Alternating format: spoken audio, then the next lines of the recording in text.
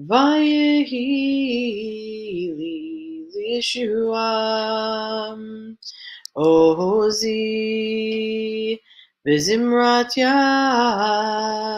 Vayehi li Lishuam Ozi Vizimratya Vayehi Lishua Ozi Vizimratya Vayehi Lishua Ozi Vizimratya Vayehi Lishua Ozi Vizimratya Vayehi Lishua Ozi Vizimratya Vayehi Lishua Ozi Vizimratya Vayehi Yeshua. Boker Tov, good morning. Another day, another opportunity to connect, another opportunity to realize the interconnectedness of the world, the importance of being together, the importance of learning from one another, the importance of delineating a new day. And some of us are just in this rut and we just keep listening to the news, and we are where we are in our own personal lives, family lives, work lives, societal life. And sometimes we are just like looking for a place to say, all right, I checked in. Let me check that off. And not as a means to say, it's just a checkpoint to make a check mark, but to say, I'm holding myself accountable, responsible. I'm holding myself to the commitment of checking in the morning to know that I'm part of something bigger than myself. And so here we are in this week's Torah reading in a place where we think about a couple of things. One, the beginning of this Torah reading talks about women being pure and unpure after childbirth. And there's a lot about that. And most people don't talk about that because, like, who wants to talk about that? But nevertheless, it's part of the Parsha and it's part of what we talk about. However, in this portion of Tazria, it's the portion about the um, tongue as a evil sword, or the potential for it to be, or it talks about leprosy, as it were. I don't know that it was necessarily leprosy, but anyway, talks about the physical manifestation of misdeed. So before we get there, we learn about the importance, or the job description, I guess is the best way to put it. Ritual function or job description of the Kohanim, the high priests, the top people, the people in charge of making decisions. And their job, one of their jobs was, helping to um, navigate what infectious illness was. They were like the doctors of the time.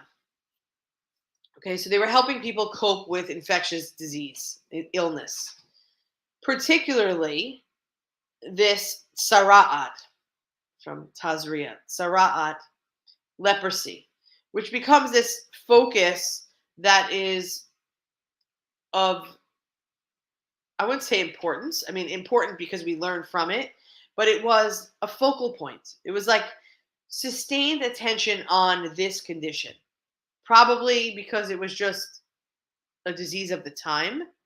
But of course, Torah has story from which we learn. So leprosy was an external sign, or boils or skin rash, of an eternal decay. meaning you're falling apart on the inside because you were not able to control yourself. And so here on your outer skin would be this symbol of corruption, injustice, um, immorality, um, jerky behavior.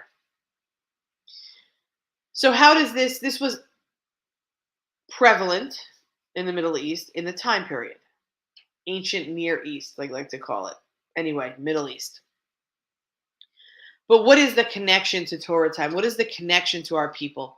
And so there's a link between the illness and the lack of ethics, or the lack of controlled speech, which comes from a story of Miriam's choice of words, we'll say, her criticism of Moses' wife being a Cushite.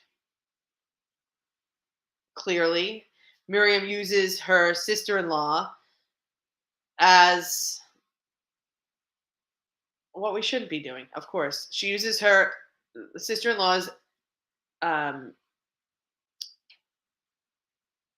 ethnicity, I guess we'll call it that, as a pretext for attacking her brother. So she's like, that woman is not like us. Okay. So it sounds like racism to me, but Midrash and Talmud don't like us to talk about that. So justifying Moses' selection of an African woman as a wife, Miriam is unable to keep her mouth shut. Her comments, her bigotry, she just, we all have things to say about our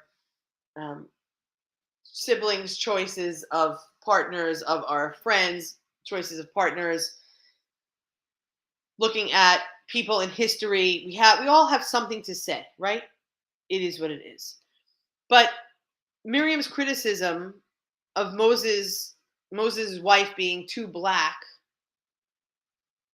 leads her stricken with an illness that leaves her skin white and flaky.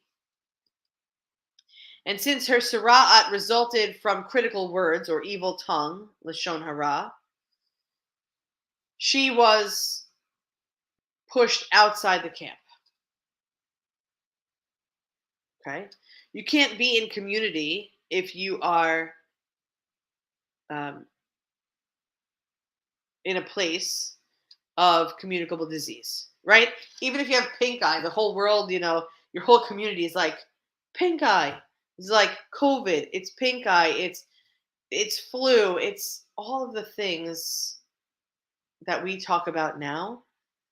Back then, I'm sure there were other diseases, but this one was known. The Kohanim said, hey, wait a second.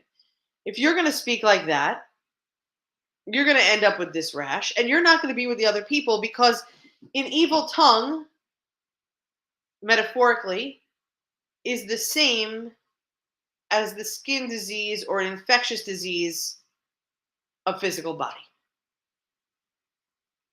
They both are the same. Why? Because if you have some sort of communicable rash, you need not be with the people, right? If you have some evil tongue or some inability to keep your mouth shut, you will also be pushed out of the community, because no one wants to be around this kind of way, this kind of person. And so there's a midrash that says that the laws of leprosy is an illusion, not illusion, allusion with an A, of several things that God hates. Haughty eyes, a lying tongue, hands that shed innocent blood, a heart that devises wicked thoughts, feet that run eagerly towards evil, a false witness, and one who sows discord among people. Those I need to write down. The rest comes from my brain. I can never remember all of them. But these are like, I don't want to say, the 7 deadly sins, right? These are the things God doesn't like. So many of those violations pertain to poor use of language, speaking and thinking ill of another person, construing their actions in the worst possible way, gossiping, spreading rumors, all can harm the reputation of another. And so this goes far and wide among our contemporaries, our friends, our work groups. Listen, if you pull out your phone, I guarantee you will find, unless you're some, I don't know, and we all try to be better, but we are also human. There is definitely something in any of those chats that you have open on your phone that is talking about another person and they are not part of the conversation. And so in Hebrew, we call this Lashon Hara. We call this speaking of another person, speaking about another person rather than speaking to the person themselves. So it is evil speech, ill speech, dehumanizing, um, sometimes could just be, voicing your own critical opinion, or it could be really tearing a person apart. And so it is in having a loose tongue, just opening your mouth and just saying whatever it is. And listen, there's something to be said about that. People that don't voice their opinion, maybe it could be done nicer, maybe it could be done better, classier. We can all work on that. But the other thing is the people that don't ever speak, that's not good. And the people that don't know how to shut their mouths because they're saying good and they're saying evil out the two sides of their mouth, it's also not good. So we need to find ourselves somewhere in the middle. But here's the reminder for this week's reading, or this place in time, in this moment.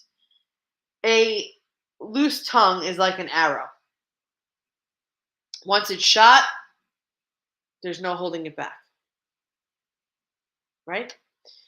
The Torah is teaching, referring to Sara'at, or external manifestation of yuck, comes from the place of inner evil.